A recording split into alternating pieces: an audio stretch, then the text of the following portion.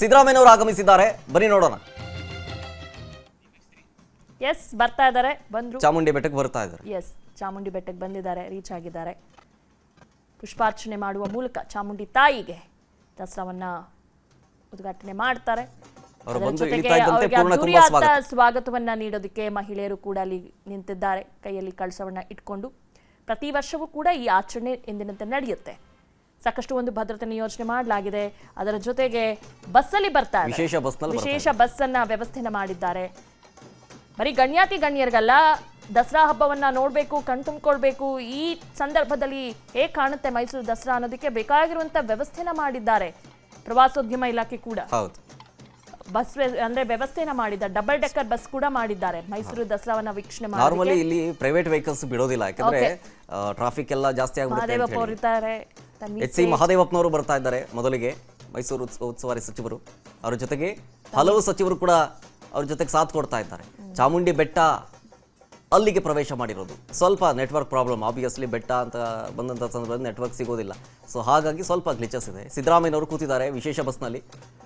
ಅವರು ಬಂದು ಇಳಿತಾ ಇದ್ದಂತೆ ಪೂರ್ಣಕುಂಭ ಸ್ವಾಗತ, ವಿವಿಧ ಕಲಾ ತಂಡಗಳಿಂದ ಕಲಾ ಪ್ರದರ್ಶನ, ಡೊಳ್ಳು ಕುಣಿತ, ವೀರಗಾಸೆ, ಅವ್ರಿಗೆ ಇಷ್ಟವಾಗಿರುವಂತ ಇದು ಕಲೆಗಳವೆಲ್ಲವೂ ಕೂಡ ಅದನ್ನ ವೀಕ್ಷಣೆ ಮಾಡ್ತಾ ಇದ್ದಾರೆ ಅಲ್ಲಿ ಬಸ್ಸಲ್ಲಿ ಕೂತ್ಕೊಂಡು. ನಿಜ, ಅವರು ಬರ್ತಾ ಇದ್ದಂಗೆ ಪೂರ್ಣಕುಂಭ ಸ್ವಾಗತ ಕೋರಿ ನಂತರ ವೇದಿಕೆಗೆ ಆಗಮಿಸ್ತಾರೆ. ಈಗಾಗಲೇ ವಿವಿಧ ಗಣ್ಯರು ಆಗಮಿಸಿದ್ದಾರೆ. ಅವರ ಜೊತೆಗೆ ಪಂಪಾ ನಾಗರಾಜಯ್ಯ ಅವರು ಕೂಡ ಆಗಮಿಸಿದ್ದಾರೆ. ವಿಶೇಷ ಪೂಜೆಯನ್ನು ನೆರವೇರಿಸಲಿಕ್ಕಿದ್ದಾರೆ ಅವರು ಕೂಡ.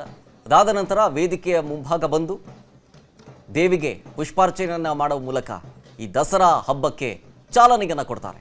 ಸಿದ್ದರಾಮಯ್ಯನವರು ಈಗಷ್ಟೇ ಆಗಮಿಸಿದ್ದಾರೆ ಚಾಮುಂಡಿ ಬೆಟ್ಟಕ್ಕೆ. ಅದರ ನೇರ ದೃಶ್ಯಾವಳಿಗಳನ್ನು ಗಮನಿಸ್ತಾ ಇದ್ದೀರಿ.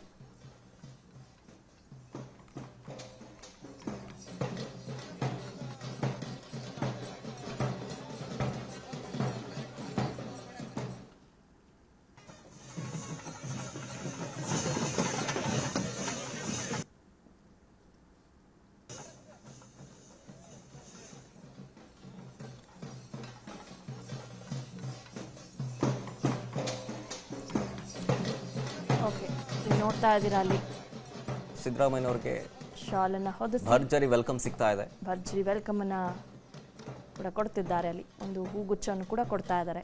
ಹೂಗುಚ್ಚವನ್ನು ನೀಡಿ ಶಾಲು ಹೊದಿಸಿ ಉಸ್ತುವಾರಿ ಸಚಿವರುಗಳಿಗೆ, ಜೊತೆಗೆ ಅವರಿಗೆ ಸಾಥ್ ಕೊಡ್ತಾ ಇರುವಂತಹ ಸಚಿವರಿಗೆ, ಸಿದ್ದರಾಮಯ್ಯನವ್ರಿಗೂ ಸೇರಿದಂತೆ ಹಲವರಿಗೂ ಶಾಲು ಹೊದಿಸಿ ಹೂಗುಚ್ಚವನ್ನು ನೀಡಿ ವೆಲ್ಕಮ್ ಮಾಡಿಕೊಂಡು ಈಗ ವಿವಿಧ ಕಲಾ ತಂಡಗಳ ಒಂದು ಪ್ರದರ್ಶನ ಆಗುತ್ತೆ ಸಿದ್ದರಾಮಯ್ಯನವ್ರನ್ನ ವೆಲ್ಕಮ್ ಮಾಡ್ಕೊಳ್ಳೋ ನಿಟ್ಟಿನಲ್ಲಿ.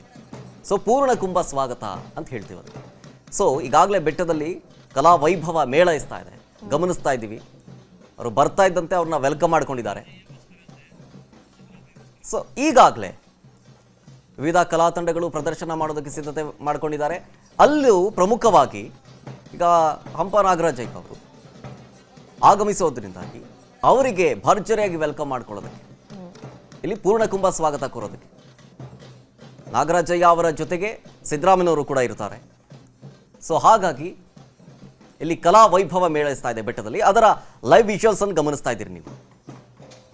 ಪ್ರತಿ ವರ್ಷವೂ ಕೂಡ ದಸರಾ ಹಬ್ಬ ಉದ್ಘಾಟನೆ ಕಾರ್ಯಕ್ರಮ ಸಾಧನೆ ಮಾಡುವ ವ್ಯಕ್ತಿಗೆ ಅಥವಾ ಸಮಾಜಕ್ಕೆ ಒಳ್ಳೆ ಕೊಡುಗೆಯನ್ನ ಕೊಟ್ಟಿರುವಂತ ವ್ಯಕ್ತಿ ಕೈಯಲ್ಲಿ ಚಾಲನೆಯನ್ನ ಕೊಡ್ತಾರೆ. ಪ್ರತಿ ಬಾರಿನೂ ಕೂಡ ಪ್ರತಿಯೊಬ್ಬರಿಗೂ ಕೂಡ ಒಂದು ಅವಕಾಶ ಸಿಗುತ್ತೆ. ಹೀಗಾಗಿ ಈ ಬಾರಿ ಕೂಡ ನೀಡಲಾಗಿದೆ ವಿಶೇಷವಾಗಿರುವಂಥ ವ್ಯಕ್ತಿಗೆ ಅವರ ಸಾಧನೆ. ನೀವು ನೋಡ್ತಾ ಇದ್ದೀರಾ, ಒಂಥರ ಮೈಸೂರಲ್ಲಿ ಕಂಪ್ಲೀಟ್ ಆಗಿ ಮಂಜಿದೆ, ಅದ್ರ ನಡುವೆ ಒಂದು ಉದ್ಘಾಟನೆ ಕಾರ್ಯಕ್ರಮ ಕೂಡ ನಡೆಯುತ್ತೆ.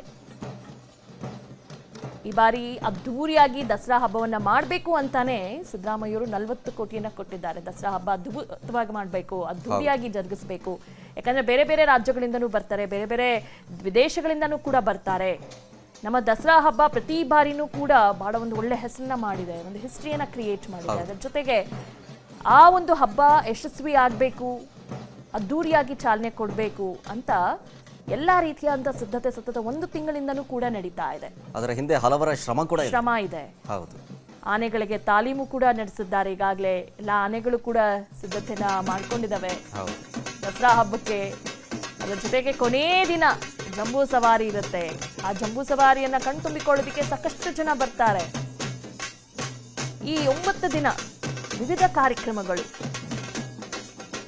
ಕುಸ್ತಿ ಪಂದ್ಯಗಳಿರ್ತವೆ, ಇದನ್ನೆಲ್ಲ ಒಂದು ನೋಡೋದೇ ಒಂದು ರೀತಿ ಖುಷಿ. ಹೌದು, ಅದರಲ್ಲಿ ಕೇವಲ ಇಂಥದ್ದೇ ಅಂತಲ್ಲ, ಈ ಡಾಗ್ ಶೋ ಇರುತ್ತೆ, ಆಮೇಲೆ ರಂಗೋಲಿ ಕಾರ್ಯಕ್ರಮಗಳು, ಆಹಾರ ಮೇಳ ಇರುತ್ತೆ. ಸೊ ಹಾಗಾಗಿ ವಿವಿಧ ಕಾರ್ಯಕ್ರಮಗಳಿರುತ್ತೆ, ಅದನ್ನ ನೋಡೋದೇ ಚಂದ. ಇದು ಕೇವಲ ಒಂದು ದಿನಕ್ಕೆ ಸೀಮಿತವಾದಂತಹ ಕಾರ್ಯಕ್ರಮ ಅಲ್ಲ, 9 ದಿನದುದ್ದಕ್ಕೂ, ಇವತ್ತಿನಿಂದ 12ನೇ ತಾರೀಕು ಜಂಬೂ ಸವಾರಿಯ ದಿನ, ಅಲ್ಲಿ ತನಕವೂ ಕೂಡ ವಿವಿಧ ಕಾರ್ಯಕ್ರಮಗಳು ಜರುಗುತ್ತೆ. ಸದ್ಯ ಈಗಷ್ಟೇ ಸಿದ್ದರಾಮಯ್ಯನವರು ಸೇರಿದಂತೆ ಹಲವು ಸಚಿವರು ಆಗಮಿಸಿದ್ದಾರೆ. ಹಂಪ ನಾಗರಾಜಯ್ಯ ಅವರು ಇನ್ನೇನು ಕೆಲವೇ ಕ್ಷಣಗಳಲ್ಲಿ ದೇವಿಗೆ ಪುಷ್ಪಾರ್ಚನೆಯನ್ನ ಮಾಡುವ ಮೂಲಕ ಕಾರ್ಯಕ್ರಮಕ್ಕೆ ಚಾಲನೆ ಕೊಡ್ತಾರೆ. ಅನುಕ್ಷಣದ ಸುದ್ದಿಗಳಿಗಾಗಿ ವಿಸ್ತಾರ ನ್ಯೂಸ್ ಯೂಟ್ಯೂಬ್ ಚಾನೆಲ್ ಸಬ್ಸ್ಕ್ರೈಬ್ ಮಾಡಿ. ಹೊಸ ಸುದ್ದಿಗಳ ನೋಟಿಫಿಕೇಶನ್ಗಾಗಿ ಬೆಲ್ ಐಕಾನ್ ಕ್ಲಿಕ್ ಮಾಡಿ. ಲೇಟೆಸ್ಟ್ ಅಪ್ಡೇಟ್ಸ್ಗಾಗಿ www.vistaranews.com ವೆಬ್ಸೈಟ್ಗೆ ವಿಸಿಟ್ ಮಾಡಿ. ಅಂಗೈಯಲ್ಲೇ ಜಗತ್ತಿನ ಸುದ್ದಿ ತಿಳಿಯಲು ವಿಸ್ತಾರ ನ್ಯೂಸ್ ಕನ್ನಡ ಆಪ್ ಡೌನ್ಲೋಡ್ ಮಾಡಿ.